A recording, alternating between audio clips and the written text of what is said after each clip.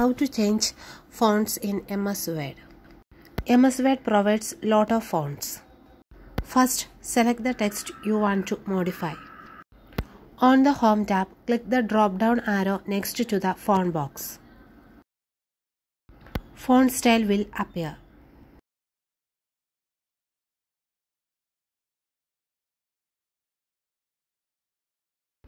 Select the font style you want to use.